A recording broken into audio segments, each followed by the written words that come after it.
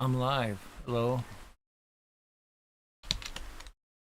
Gotta have not auto start enabled next time and just go with the time I originally had instead of being surprised.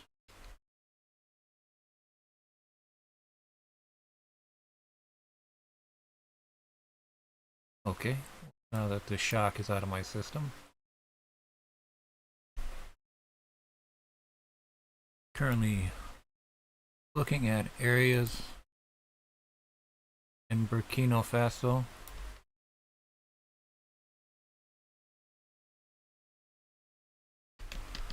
That is hit with a series of wildfires. Yeah, go to drought real quick. Drought isn't that bad in Africa, except for very northern, from Libya to Morocco to South Africa to Zimbabwe to Zimbabwe. It's have a further Mozambique. A lot of Mozambique in here. Mozambique, the way it's shaped, that's most of Mozambique here. Of course, you have people of Madagascar that's long been suffering. Harmful conditions, hurricanes, floods, wiping out entire crops. Pretty devastating news coming out of that island. Again, you have at least one volcano right here. That'll warm up quite a bit with its submarine eruptions. There's also another volcano in the Democratic Republic of Congo.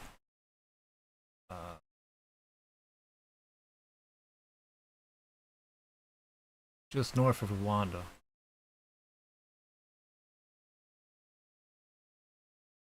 Just looking at drought.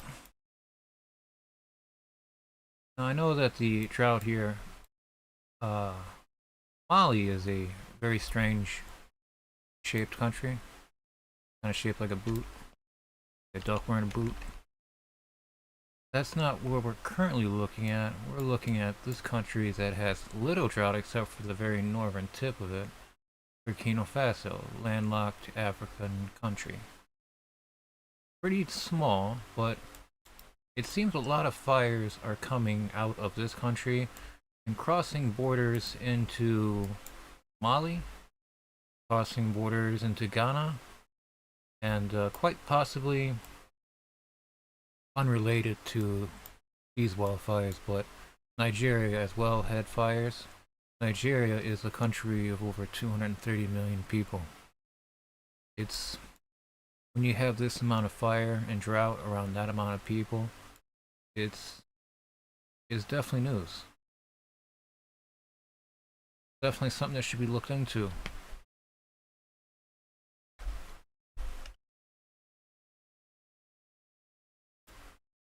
Now here we are. We're coming down to Burkina Faso.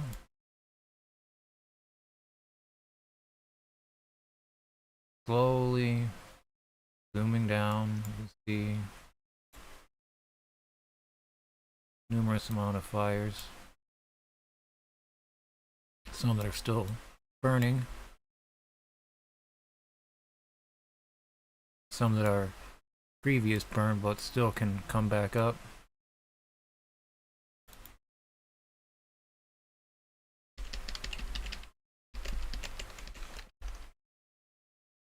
I'm not going to count how many wildfires there are in total. I would say there's hundreds, but they're little fires sometimes. But they're all active on a fire perimeter. You'll have this arc like this. You'll have burn here, or burn here, and then while you're fighting these two flank, you get a third burn. They'll come up from the rear. They'll spread out. Looks like you didn't even do anything. Oops. From what I've seen, wildland firefighting is another world. Another world of any kind of job, not just firefighting. It's a smoke jumper life, and just being a wildland firefighter right now is important more than any other time. due to the very terrifying reality of wildfires being able to start just about anywhere. People used to think it was just west. And you start seeing New Jersey wildfires and Minnesota and Michigan. They're not just bushfires either, they are wildfires. So, I follow wildfires. I follow the smoke. Oh yeah, here we go. These are cloud coverage for this, but you can see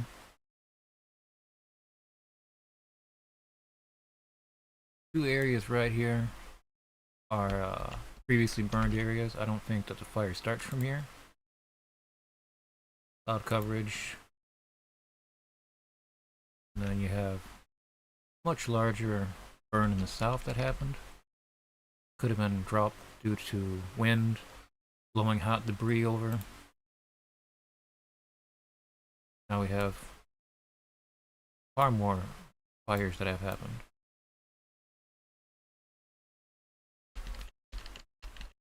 See, you would count all these fires individually as their own.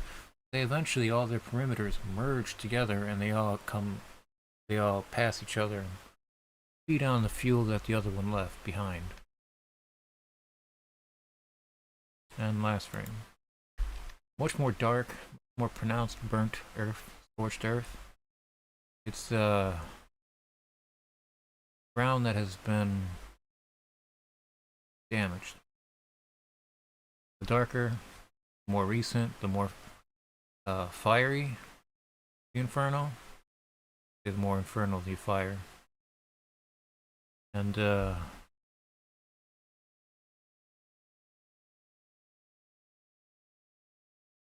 way these fires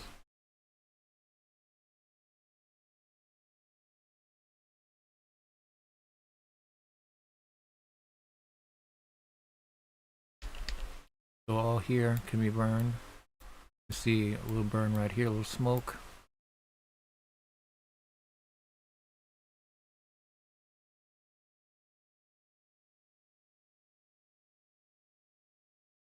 It really depends on the wind, drought. It really depends on if this fire continues to burn in a southwest direction, or if it will burn southwest and east and come out. These fires can get really big very quickly, so it's not adequate to give them a name, because when they merge, you have to give it another name because it should be considered a new fire. When fires merge, they should be considered new fires. So I haven't been mapping things on Google Earth place marks like probably I should have. Oh, that great fire 2023, but eventually it made its way into several other fires. So it doesn't make that much sense to me right now, especially when you just know that it needs to be out. These fires are unreal. We're looking at Burkina Faso.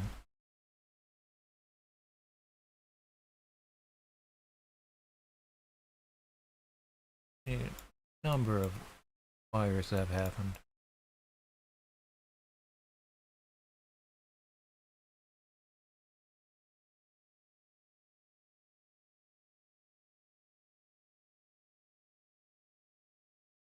These look like little...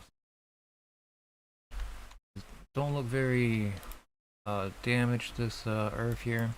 We're using false color to be able to tell the difference between a road and a river, especially if it's burning. Major fires up here by Sarah.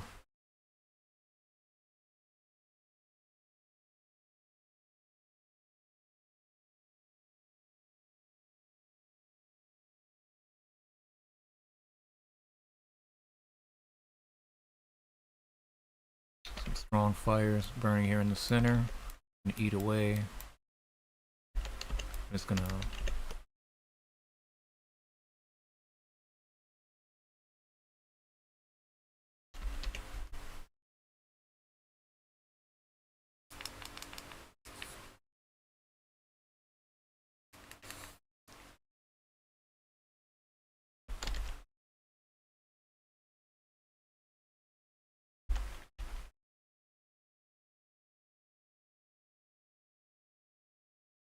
Some more burns over here.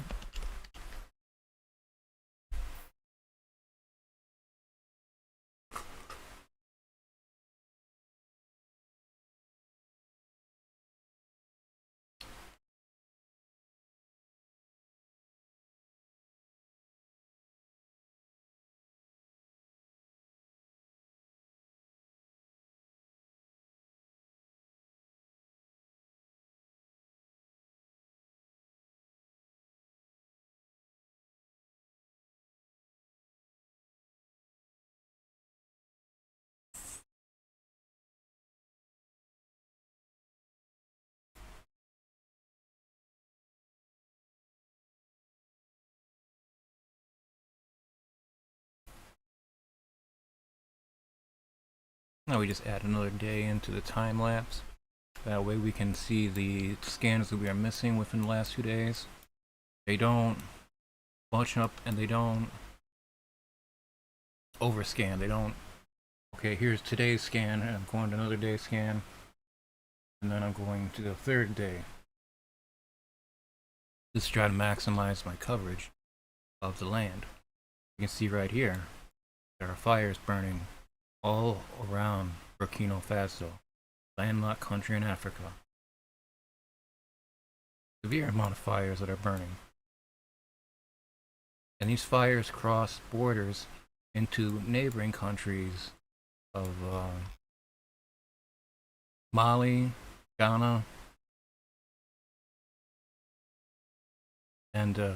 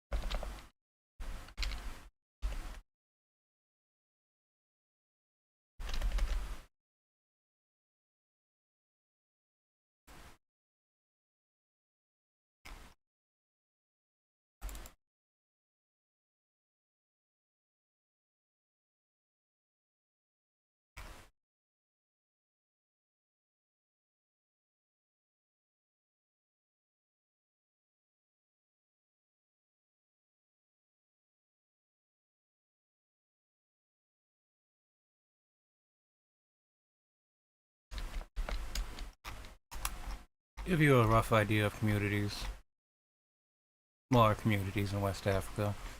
There are very large cities in Nigeria.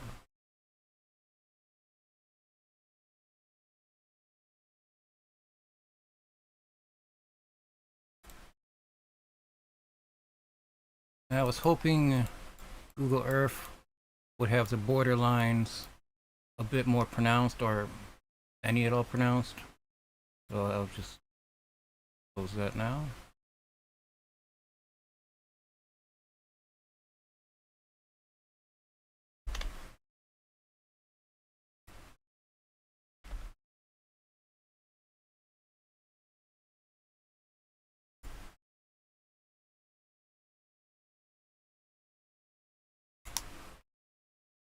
There are just hundreds of fires burning between Mali and Burkina Faso, South Mali. Not all of Mali, but you have fires like this that are smoldering. Smoldering.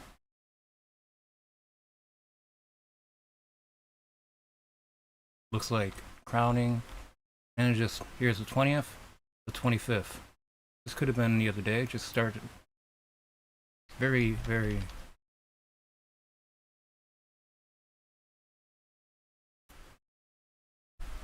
very pronounced, very bright, very hot, or very tall, I should say. These are trees and canopies burning and it's crowning, and those flames are going to be a lot higher than normal.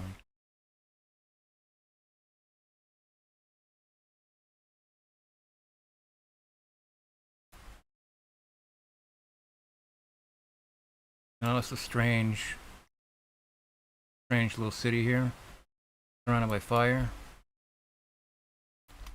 You got the city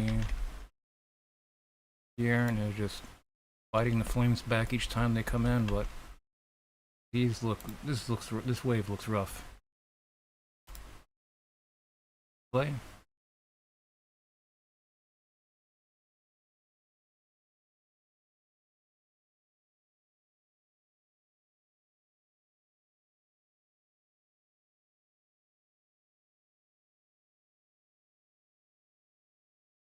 Let's see a fire here, here, here, and that is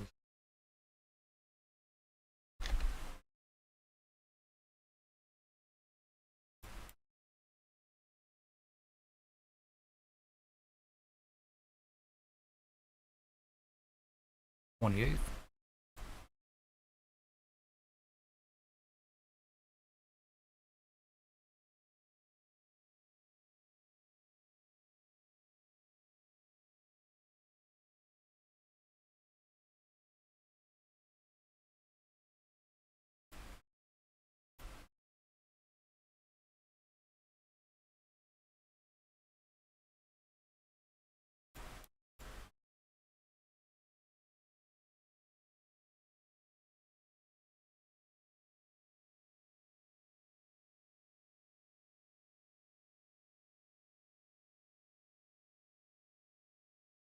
I'm gonna push play.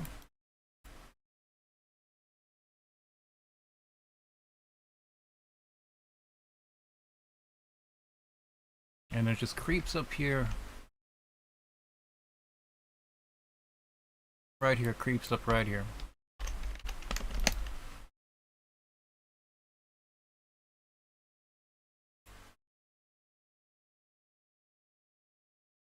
And then almost 2 weeks later, these fires pick up again.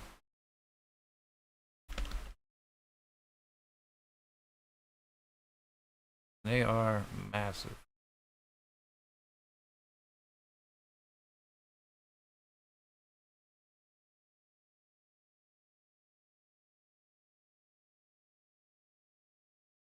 That's my trying to see how these fires evolve and how they become spot fires, how they considerably dry up an area. Because moisture and water will always retreat from heat and from fire. It rips out the moisture in the soil and it drives away the water and the land, literally in the ground. Drive it down where it can go further down than a well is tapped. A lot of things can happen due to wildfires. Mostly it ripping away at the moist soil nature, leaving it dry, only causes more fire later on, like we've seen. We watched as clearly this community here has been fighting fires this season, but just over the last 3 weeks. This was the first fire here, second fire here, and then 2 weeks later, after almost nothing, it looked like, tremendous upheaval of fires. If I lived in this community, I would be very afraid. If I lived in this community here, that's right here, defending myself, my family, and everything I know from these outside elements of fire. I hope they have a good fire brigade, and I need to make a note of this village, city, settlement, hamlet.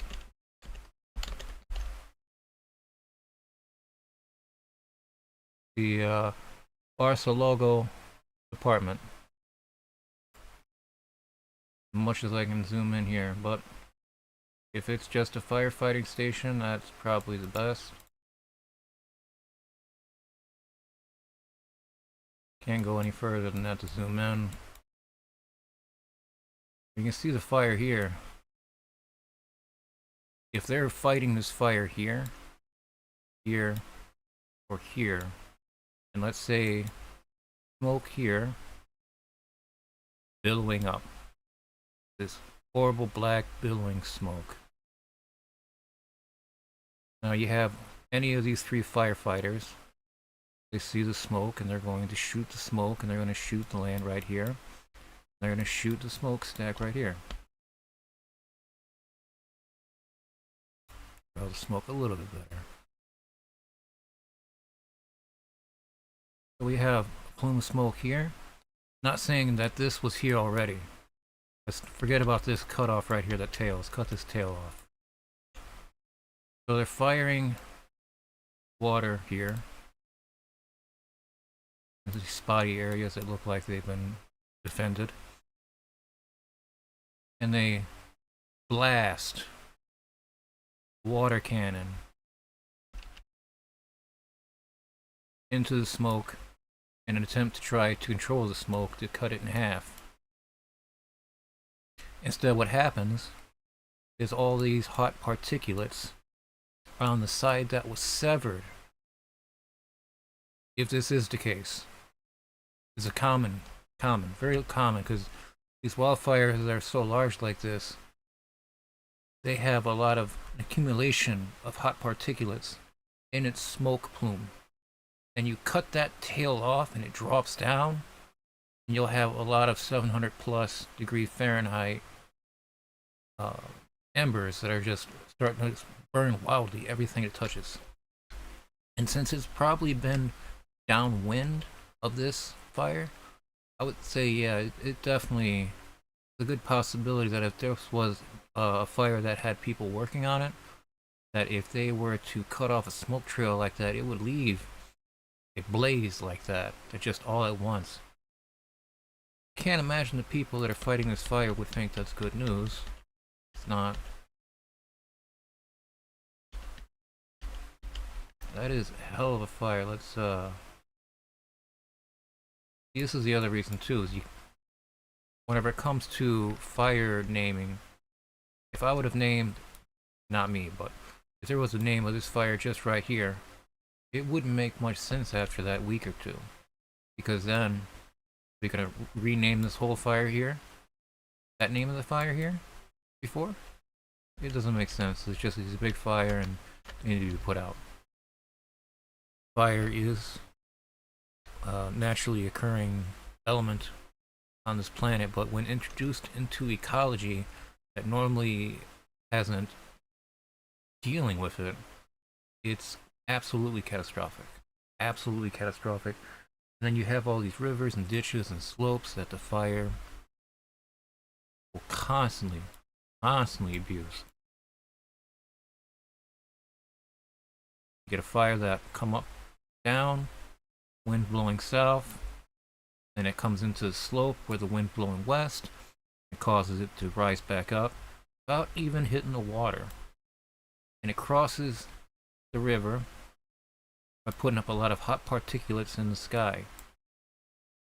When that all comes weak and shaken out, it'll drop hot particulates, causing wildfires on the other side without even crossing any actual water. It's especially if there's a drought like we know that there is here. And this looks catastrophic for this city. Is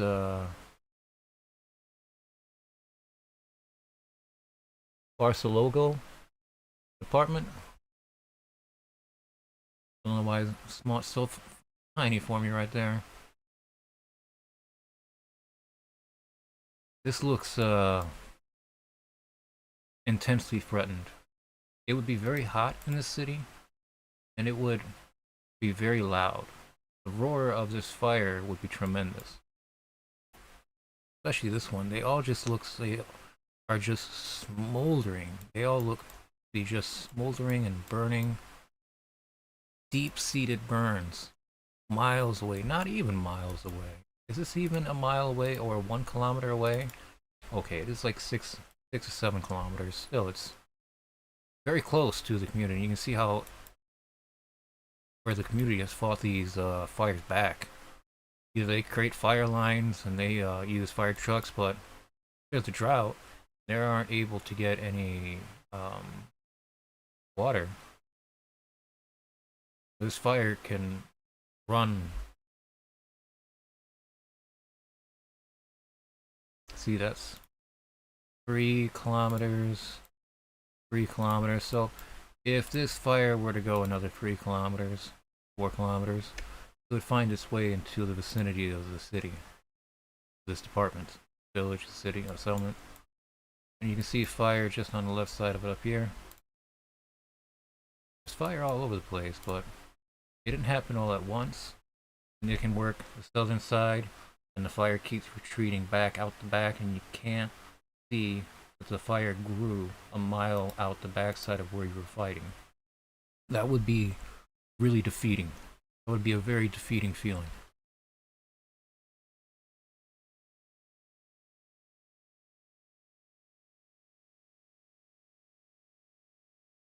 So we go from the 20th to the 22nd.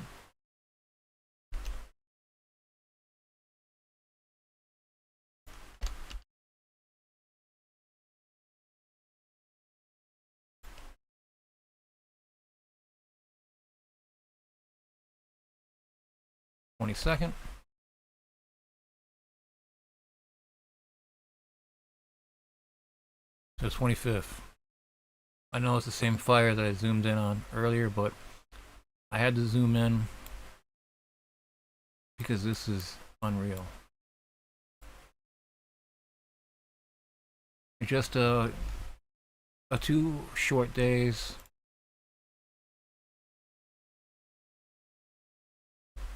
This fire just shoots out miles, kilometers.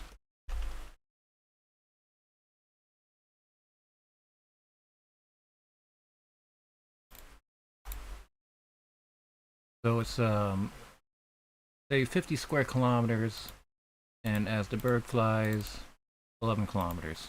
So it ran that amount of distance in just 2 days. If it did that the other way, not saying that the city is in jeopardy or danger, it just looks it based on satellite imaging. I don't have context in this area. That would be impressive though. Have a live cam, somebody screaming, fighting the fire. That'd be amazing. Living the dream. Okay, well, that fire there isn't going to change anytime soon. Surrounded by a lot of rivers and slopes, and as I said, rivers and slopes are a fire's best friend.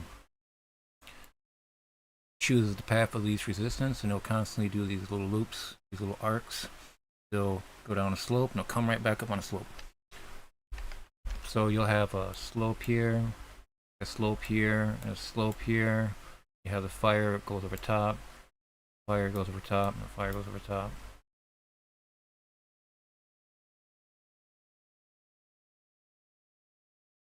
Say this all burns here, and then it comes back around.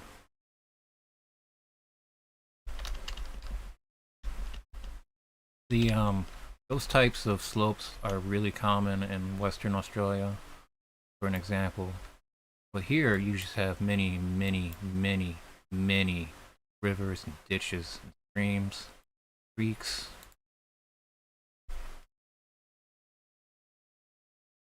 This is from the 20th, 25th. Nothing. Don't even see a small fire anywhere, to engulfing the area. And this is from 25th. The date is always in the top right. And the is that 1 kilometer, the scale that is currently used in satellite, its resolution.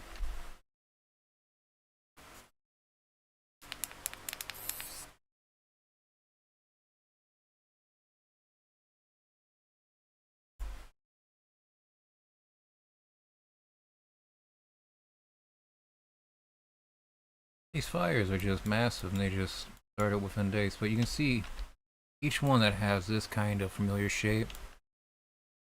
That's it going. That's this fire just trying to spread out. Because they get caught up in these vortexes inside these rivers, and they just keep cycling and going up and down.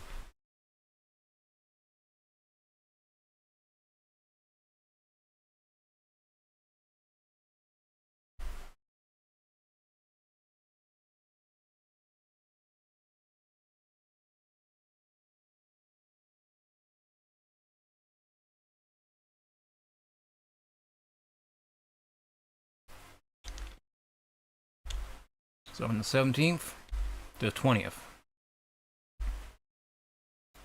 the 12th, the 25th.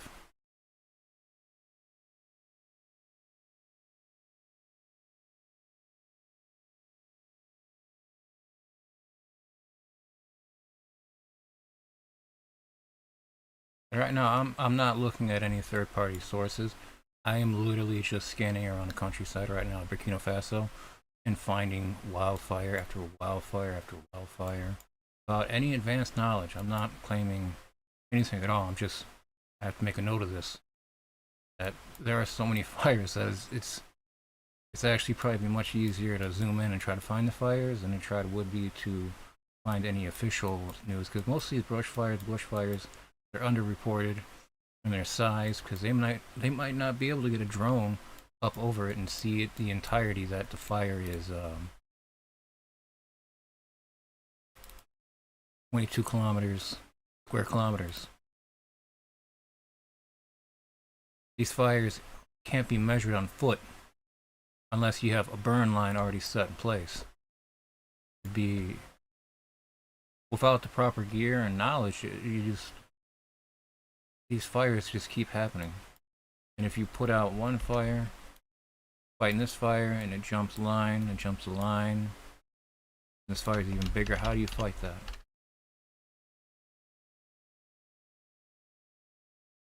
These areas without much heavy machinery, and plus you have wildland conflicts as well to contend with.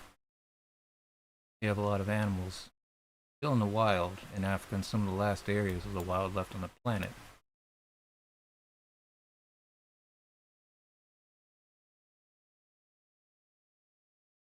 That is an unreal amount of fire in Burkina Faso. Just look for the darkened lands, but it's more than just darkened land. It's rivers, it's water. The land isn't able to hydrate anymore. You get these sandy rivers that are just sand, water underneath that only elephants can find. It would be upsetting if the wildfires in India and Africa are mainly all from crop burning. Don't burn your crops. Not going to get rid of the worst aspects of what's left in a crop, especially cattle. Not not doing anything to the land that would get rid of even prion disease. These fires are just burning everywhere, and just these familiar shapes that we see, and wind hits it just right, and it kind of does this diving action.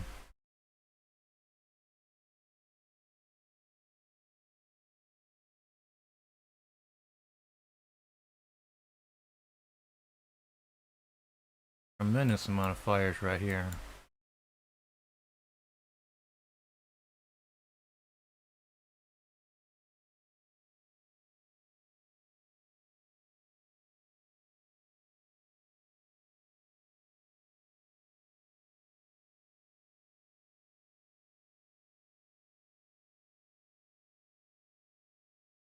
Whoa. Okay, so let's push play here. Now we can see a little evidence of a burn right here. It goes next to a river. Always in a river next to a river. Fires will always abuse it.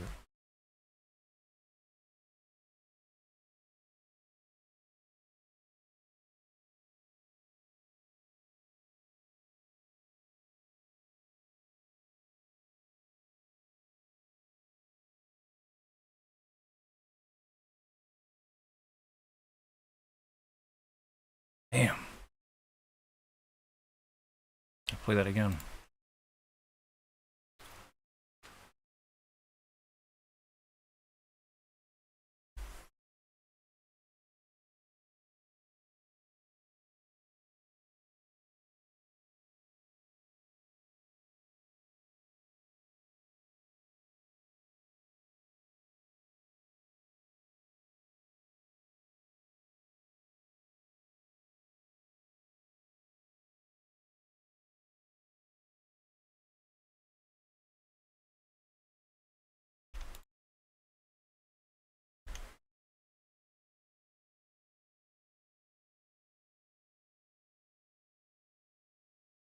See how that comes out of the river here? This is the best example I've ever found.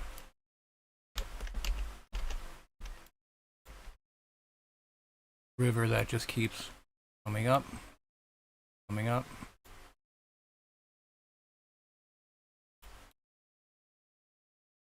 And it can just rip right forward.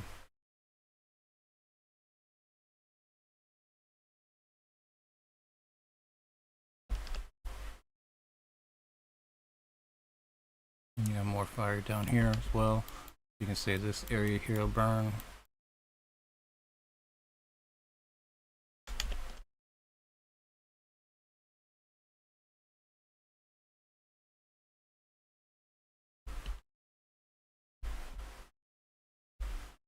I use false color so we can see the fires and burnt land.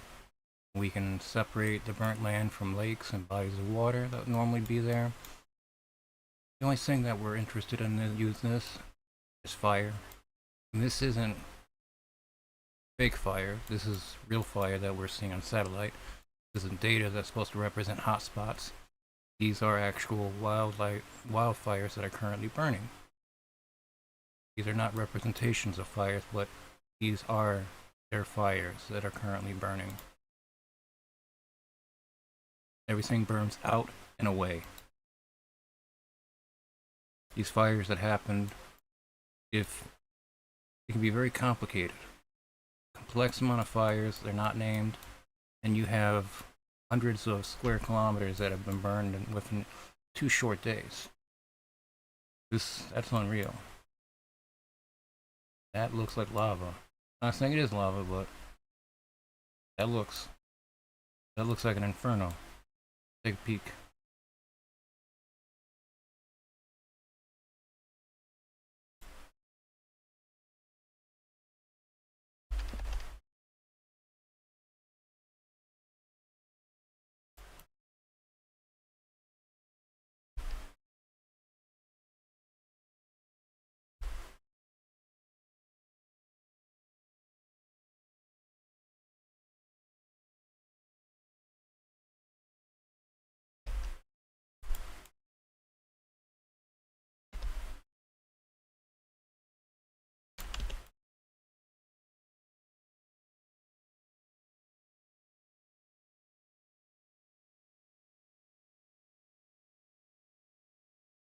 Look how fast, how far this travels in just a few short days.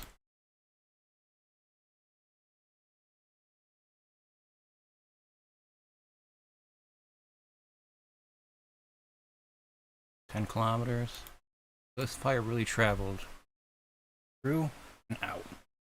And it burns everything within its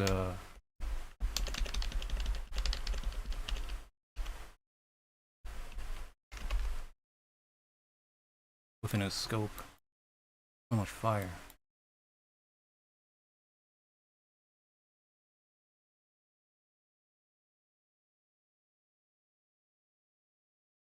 Huge fire fronts. This is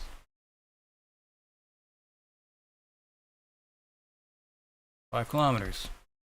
All this is going to burn back here. Come back around.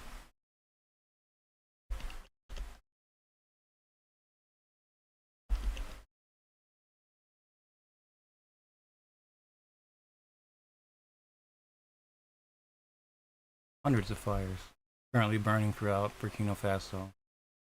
They are having a wildfire outbreak all along the rivers.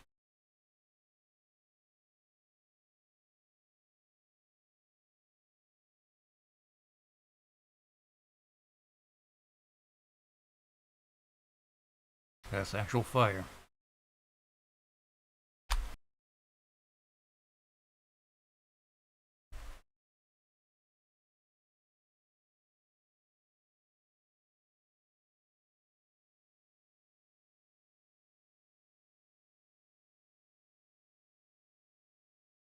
Yeah, I don't think I'd be able to see this fire without using this type of imaging, false color.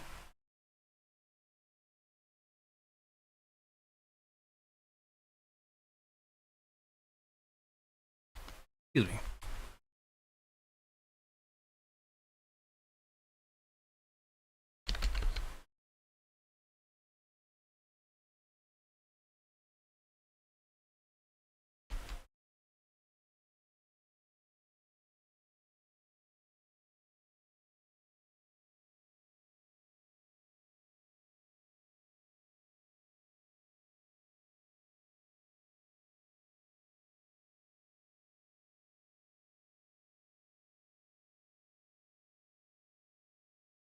There is so much fire. If these areas share resources and they're all burning at the same time, how do you manage that? Are you in contact with your other village and settlements around the area? Really hope so, because if they're not sharing fire information, you know, your neighbor's screwed. Like, yeah, didn't you know about the fire in the backyard 5 times? Don't know why it happened.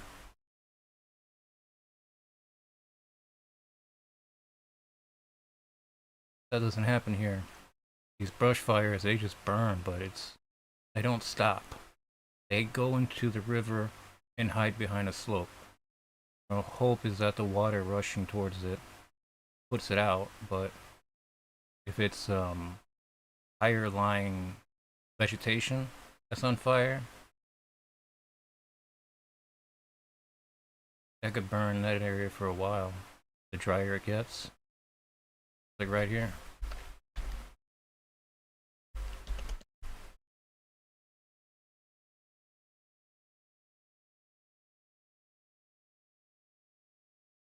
There's so much devastated land around here.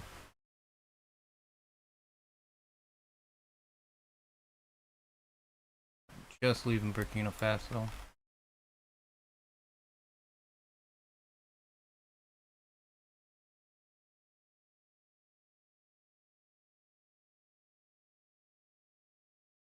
I think it would be harder to zoom in and not find evidence of the fire.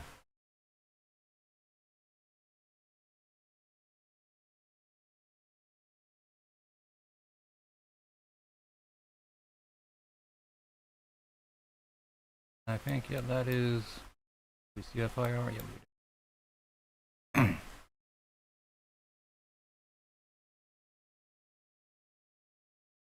Now, if we go up to Mali, which is shaped like a boot. No, let's wait for Mali today. This is looking rather bright. Timbuktu region, the Kindle. Very bright up there.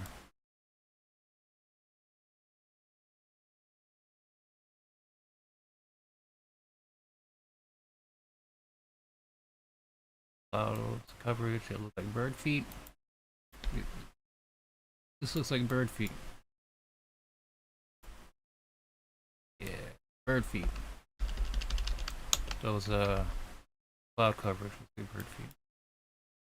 Okay.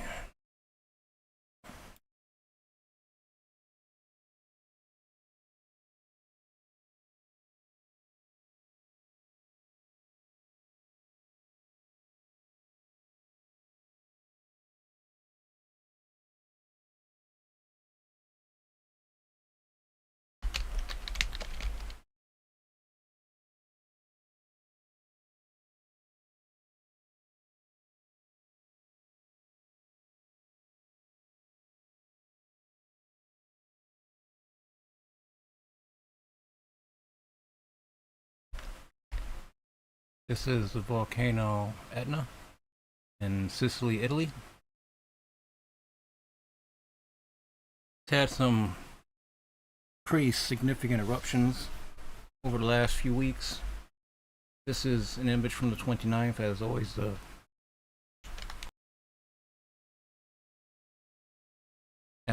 the date of the slide, the scan, is on the top right,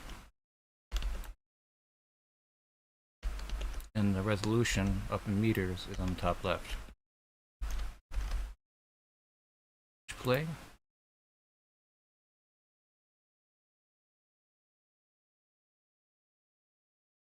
You see some active vent holes in Etna. Stromboli's further to the south. Now we can see some radiance here.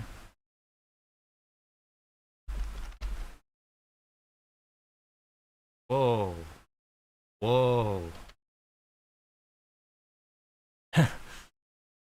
Wow, okay. Yeah, that is definitely lava.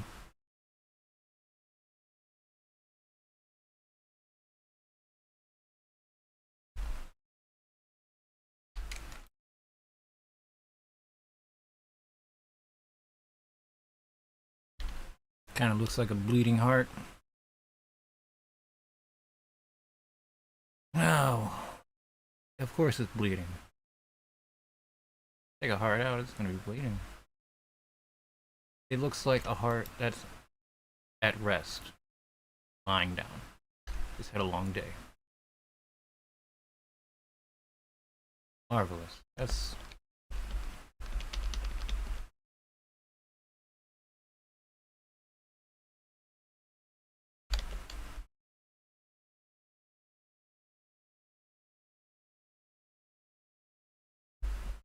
yeah. Strombolian eruption, followed by lava landslides, lava avalanches, lava lakes, lava avalanche at the summit. Lava everywhere. This is Mount Etna again. I'm just gonna go. Don't want to move from this slide. It's so cool. That's on the 13th. The southernmost southeast flank. Sicily, Italy. Napoli. Whole like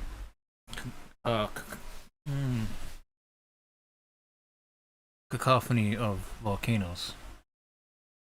You have quite a few of them, but it's cool to see lava like that. I don't really see lava like that on Etna, Mount Etna. Continue forward. A lot of smoke, yeah, of course there's smoke. You can see residual on here. Huh. Push play. You can see a bit of an explosion here. Explosive eruption, not just an explosion. Sorry.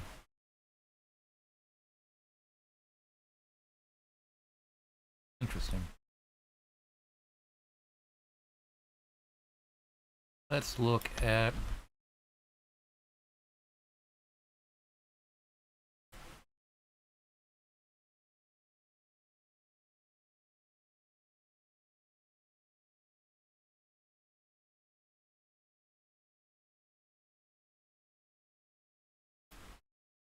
Lula Tauluk.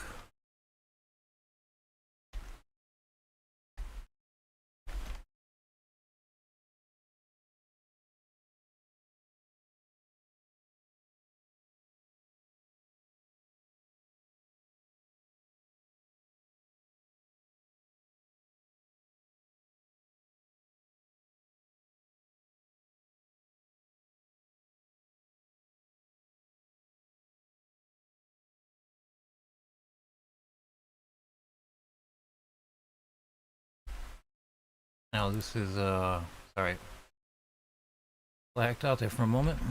That was this is a volcano in Indonesia. Interesting to see this guy up and running.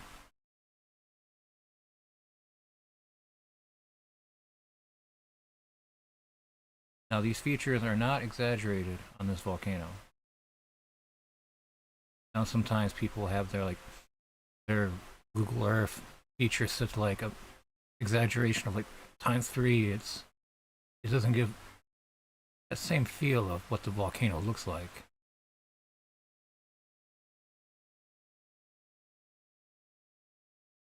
It has a crater, a summit crater that is hanging out.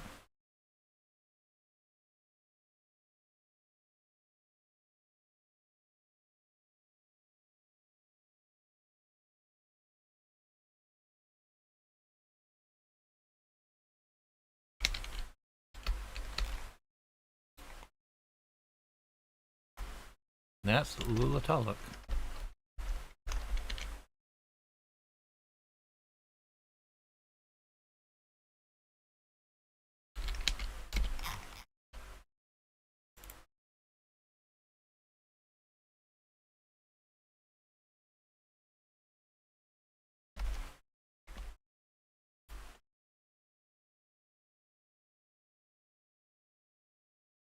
See if this pulls up. Oh, okay. This pulls up through Google Earth, the Smithsonian Institute Global Volcanism Program. Okay, so it's a height elevation above sea level 4,695 feet.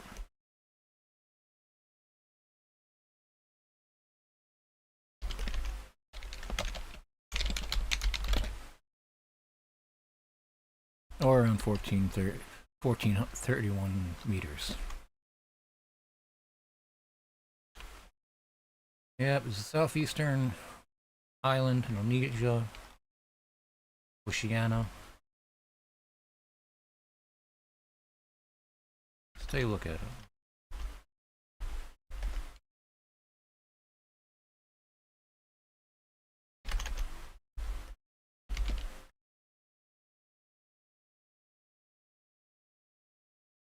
Okay, immediately. Oh, I got this still up. There we go. Sorry about that. Now I got the satellite back up, not Google Earth. This is definitely lava. Either a lava lake at its summit, or it's lava avalanche. It looks to be very hot and spread.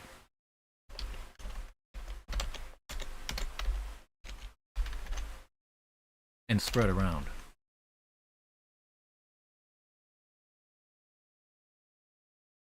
Let's do the time lapse of the last month. Oh yeah. Here's 6 scans.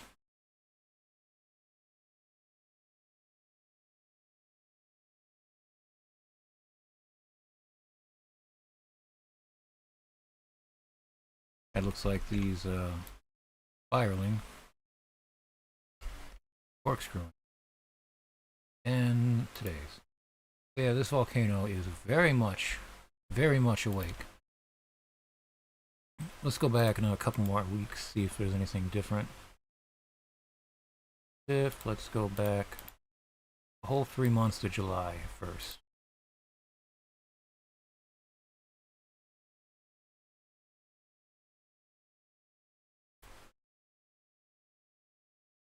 Let's go to the 28th.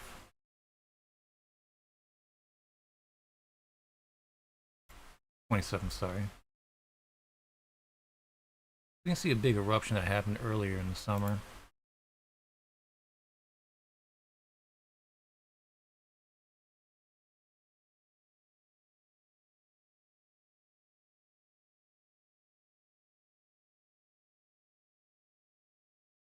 I'm gonna push play.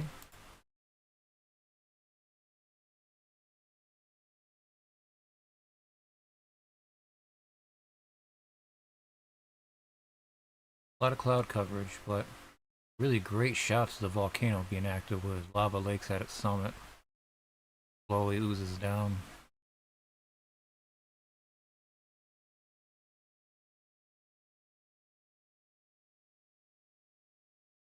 Up right there. That is an eruption right there. Plume.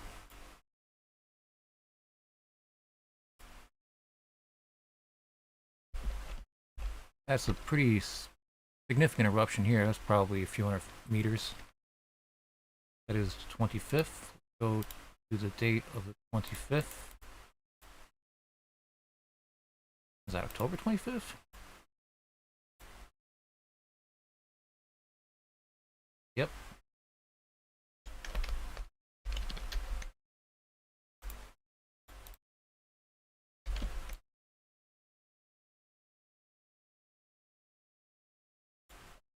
That is a spectacular eruption. Yeah, 200 to 300 meters. Impressive. And that was on the 25th. So if I would have stayed within my 30-day range, I would have been a day past this. I wouldn't have seen that eruption. That's why I go back for volcanoes, because volcanoes aren't like wildfires, where wildfires should be measured in days. Volcanoes should be measured in months, unless it's an active eruption. So you get a lot of deformations that happen, a lot of water that presses up against the surface, that it gets driven out because of intruding magma, because heat and fire and lava, magma, drive away all moisture, drive away water, more importantly. Leaves conditions stricken drought. And smoke acts as a pestilence on the land, making everything far more sick. Nothing thrives in smoke. Nothing. Okay? And enough talks of that fire is a natural part of life. Of course, it's a natural part of everything, but not every ecology need on the face of the planet needs to be introduced with fire to see if it's fit. It's been fit without fire for so long, it doesn't need fire.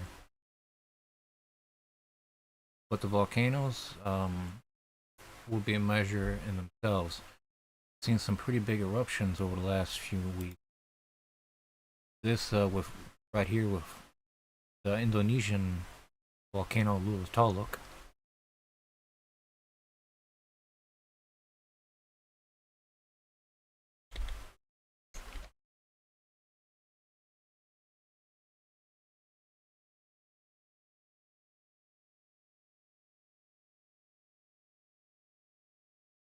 And the 24th. And nothing on the 24th, cloud coverage, but yeah, these volcanoes.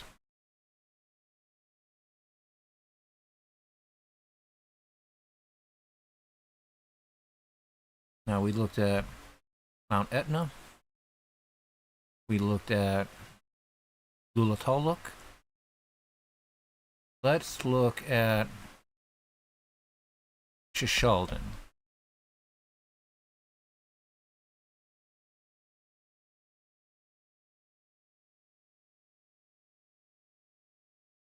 It's 27th to November now.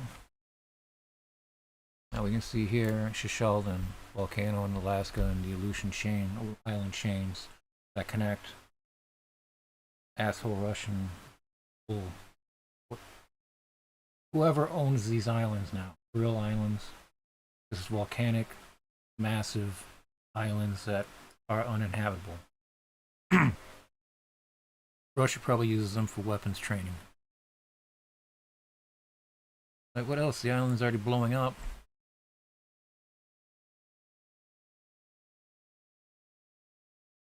So Shishalden, 18th, 28th, 18th and 28th. Not seeing any lava in the. I'm seeing very impressive eruptions here. Right here. So I've got these bubbles. It looks like little bubbles right here. That's an eruption. It's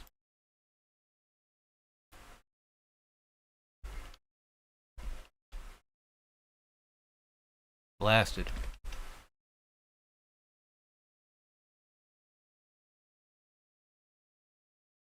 And then it looks like there is some more eruptions, but oh, here's some lava.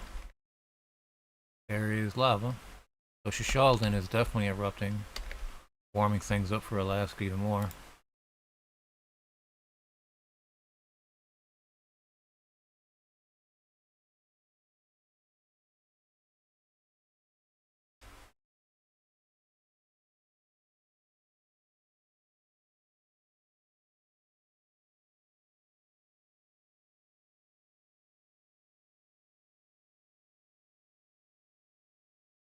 Okay, let's do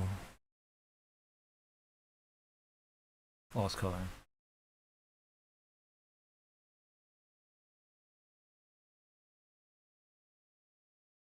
False color will give us a lot more detail, especially on the lava flows.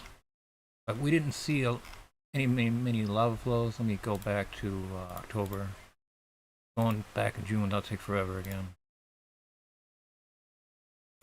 Okay, so immediately lava on the 3rd, on the 6th, the lava lake at the summit.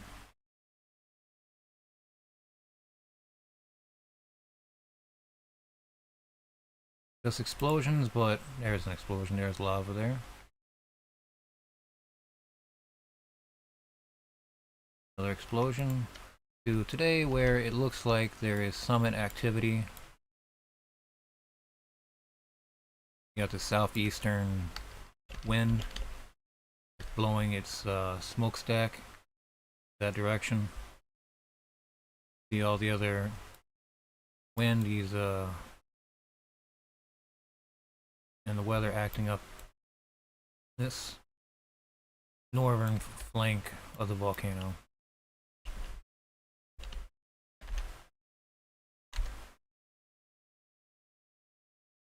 And that's Shishalden. Take another look at the Luan volcano in Papua New Guinea.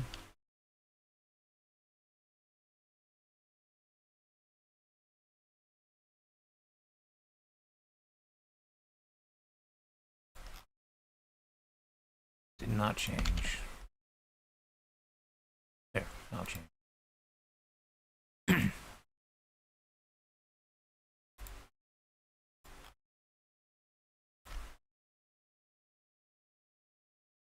Was some spectacular eruption that happened here back a couple of days.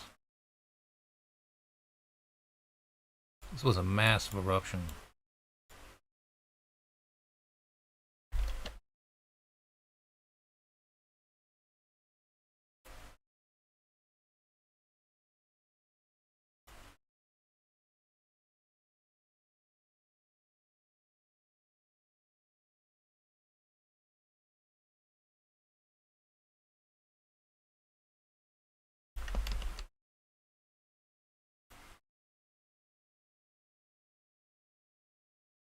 It's a force.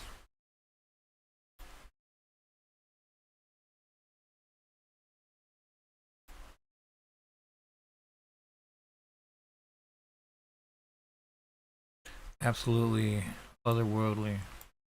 This is miles above ground. This is an enormous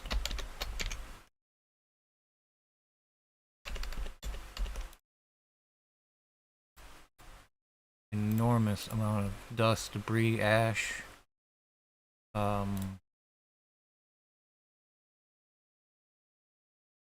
tephra, and it's when you get gas and particulate matter. This, see if I can have another way of looking at this. Try to get that dust to show up better.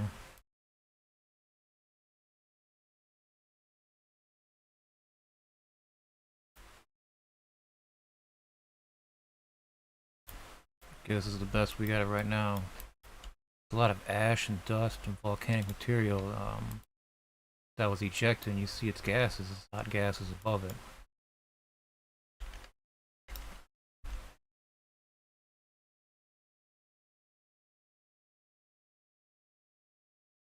You know it's erupting and it's huge. This was the 21st, 4 days ago, 5 days ago. Don't see any new ash. I don't see any new ash in the 24th scan. All that went into the water, went all the way around on the cities and an airport. That volcano did some work. That eruption just last over almost a week ago. All right. Let's look at, since we were talking about the Kuril Islands, let's look at the volcano Luchevskoy.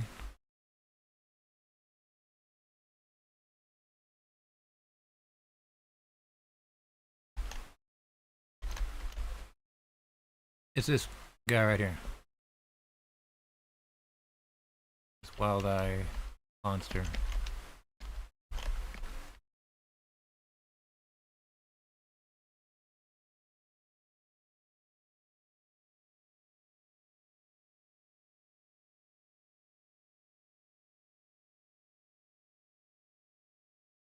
Damn, that's on the 24th.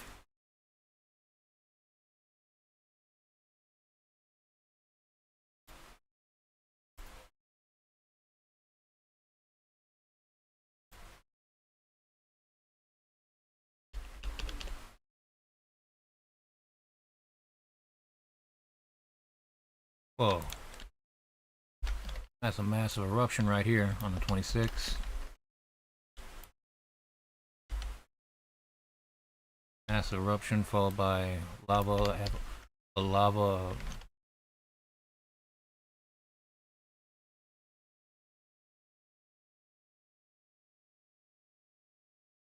deep lava flow.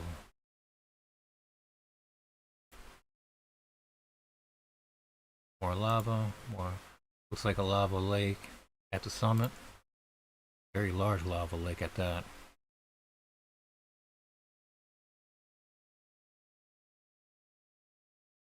Everything's just blackened.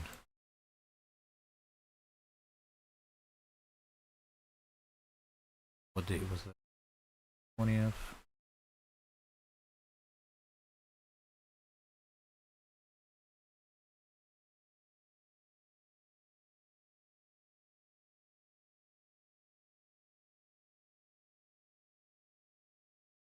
Apologies, I'm not remembering what that date was. Massive explosion.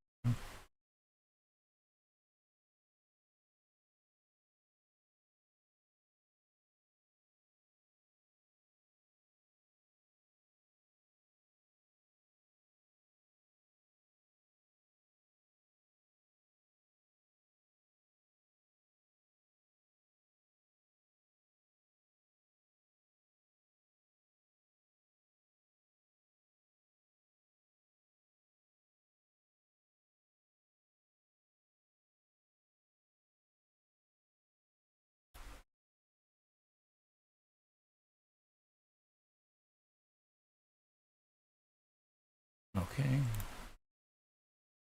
Color, can't see the lava in the true color. False color, you can see some of it, but what it really is like.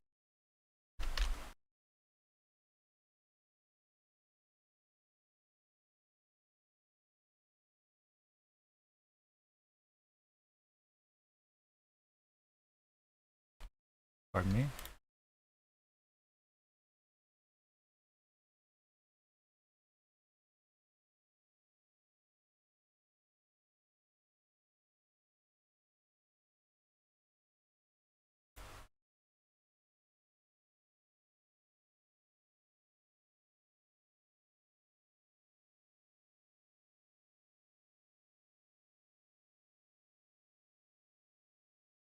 '26. Anything for 26? Okay, so that volcano and the ones surrounding it are looking like they're taking a breath.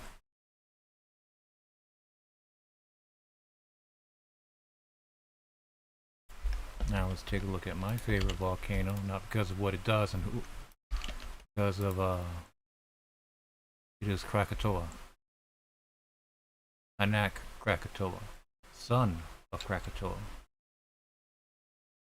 Volcano that was destroyed, and then within 40-50 years, another island reformed to take its place.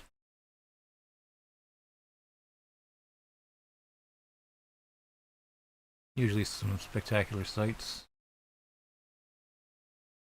This is a very active, very powerful volcano. Because, like most islands that have a volcano above sea level,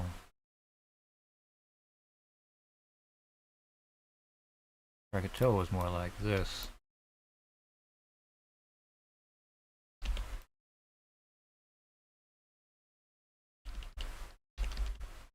It's this massive conglomerate island of volcanic material.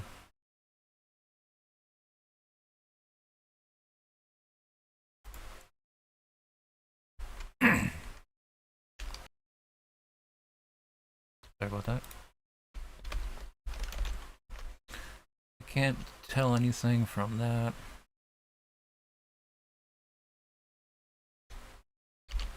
Merapi.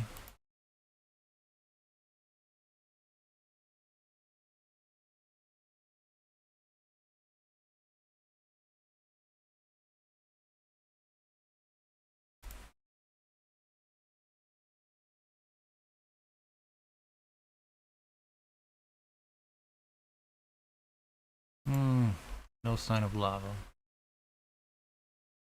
Mayon. Mayon.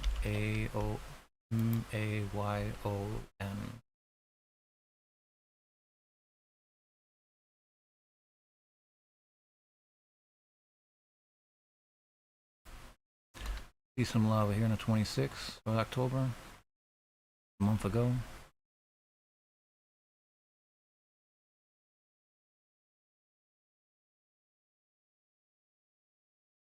Getting slightly distracted. My cat is sleeping on the side of my right leg.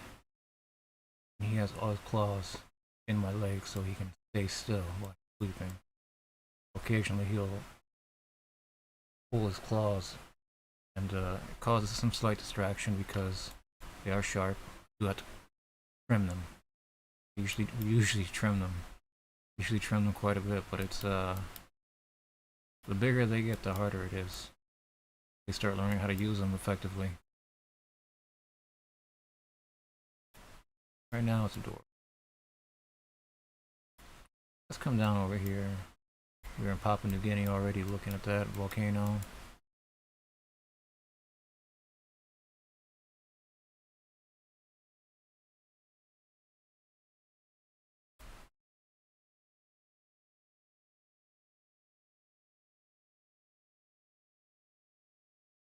I'm just currently sweeping the area of Northern Territory for the volcanoes. For signs of wildfire.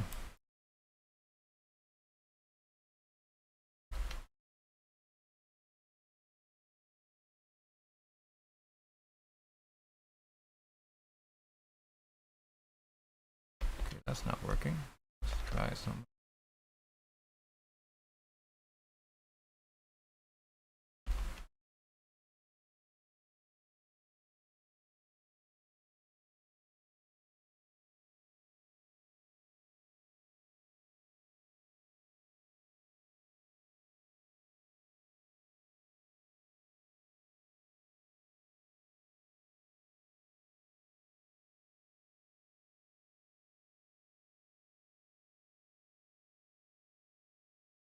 Cloud coverage. See. That is very good wildfire. But it's a conglomerate of conflagrations. You have different active fire fronts. Like there's at least 5 or 6 different active fire fronts. Because of the distance each fire is on its perimeter, but they're all connected because it's all using that same fuel to drive them all forward. All this will burn. Just need to burn out.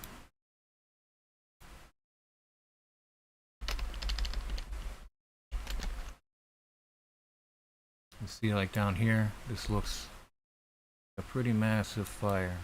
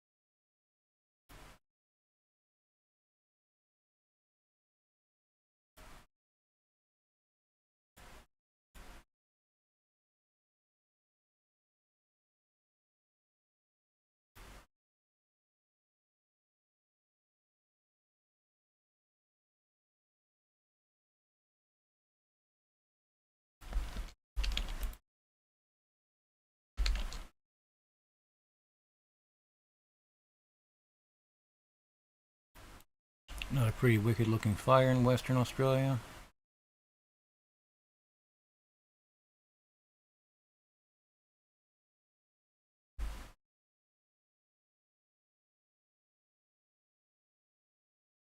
These fires can get really big and these runs that are, you know, hundreds of kilometers in size.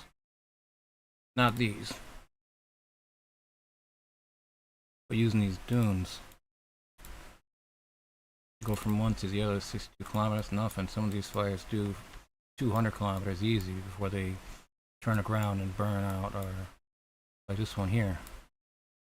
This is deep-seated, angry fire. Some terrible smoke that's blowing up to Western Australia.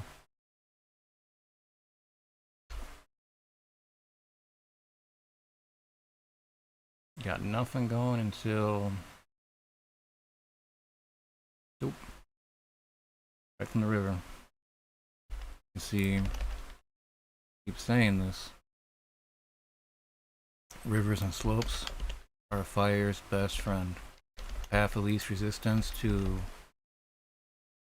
forcing air around it, forcing air under it and over it, get it to change its course as the fire's being hit with south facing smoke or wind.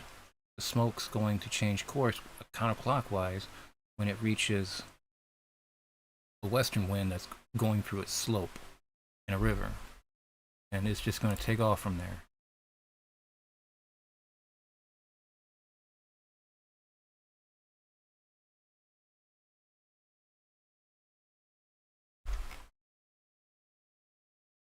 Now there is a volcano, Hunga Haiape volcano in the Vanuatu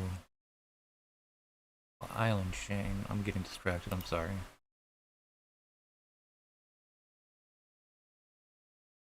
These fires look like they are really trying to take a hold. They're turning this Western Australia into Holy Land. Burn holes right through that land. That's tremendous looking fires. We were just looking at the one or two smaller ones, but there's at least 10 of these size fires. Not all of them are active, but they could be.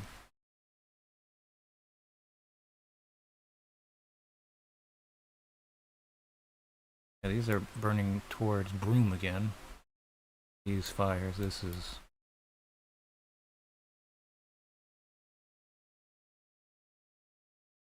Got no fire, 7th, 12th, 17th, and then you have much of the fire.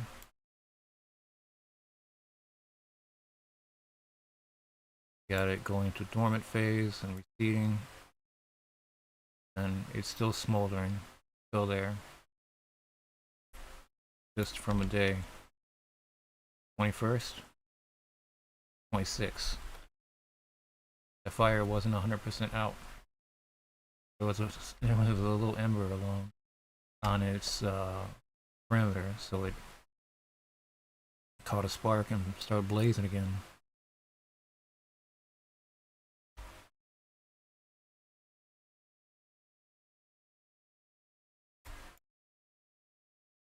Okay, this is getting too close to Broome now, okay? This is getting too close to Broome in Western Australia. The only highway in and out is getting worked by this. It's getting worked by this fire.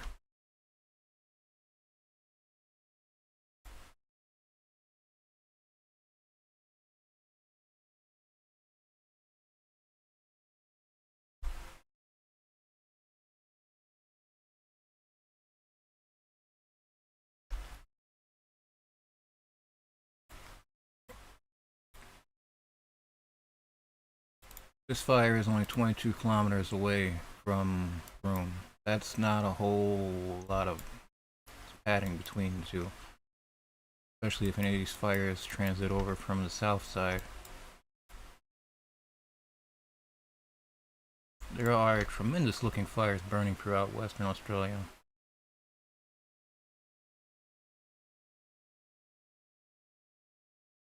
One looks like a squid. Got the head right here. Eye, tentacles. Squid.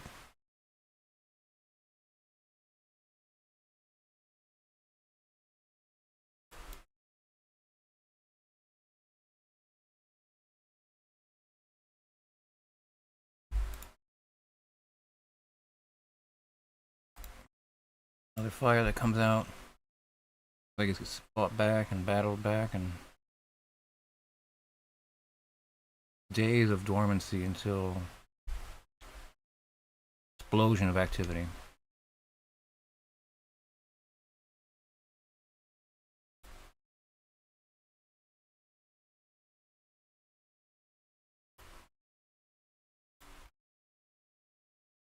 These fires are really intense.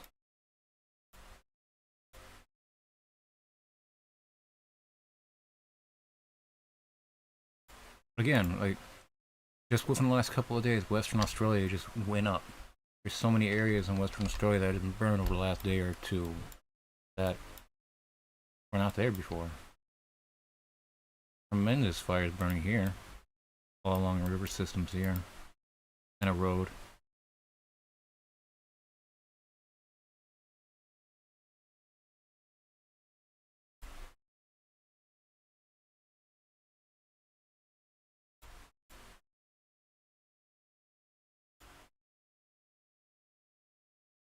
You see the fire in the southeast side, right here. And that fire, it sees river systems, takes advantage of the slopes and worms its way to the rest. It's all burned right here.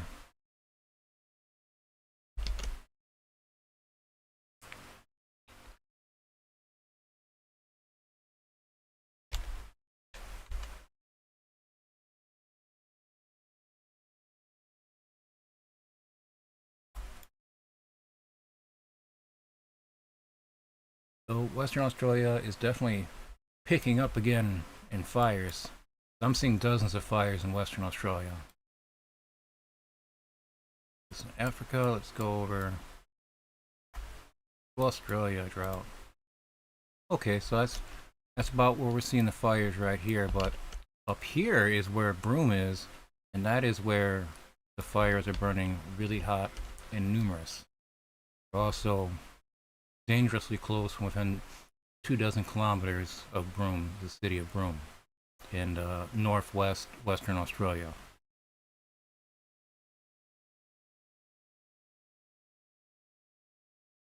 Now, excuse me. Australia has been seeing some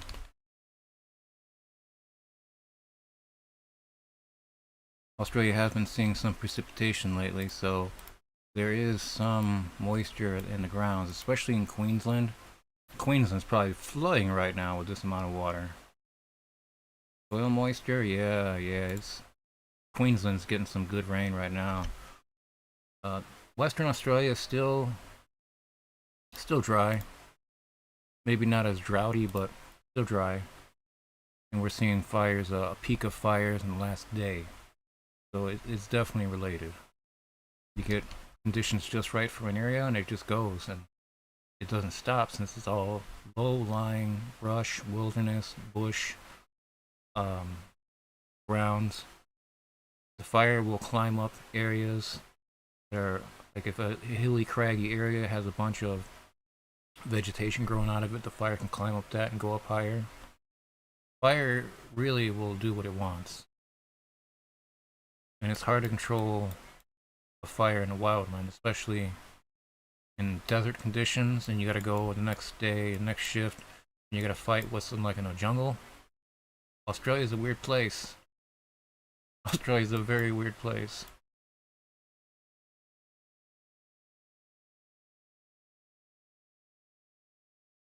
So right now, Australia, besides Western Australia, is looking okay. Africa, some areas look like they're being just devoured by fire right now. And Bolivia continues to burn. between the Amazon and the Andes Mountains. We don't have time for that right now, do we? Now it's gonna be a lot of cloud coverage, and fires probably won't be not seeing them right now. Just